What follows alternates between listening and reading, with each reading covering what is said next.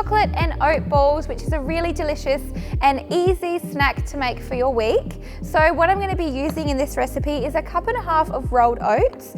I'll be using 2 scoops of the Happy Way chocolate protein powder. However, you can change this up and add in whichever protein flavor you have.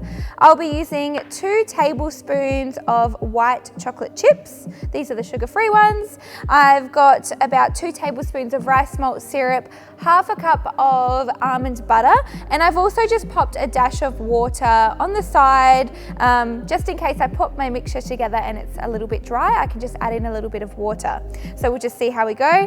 Now it's super easy. All I'm doing is chucking everything into this bowl with my oats. I'm going to use my hands to combine the mixture. I'm going to roll it into balls and then pop it in the fridge to set for about an hour, and there we go. We've got our really quick and easy protein chocolate oat balls.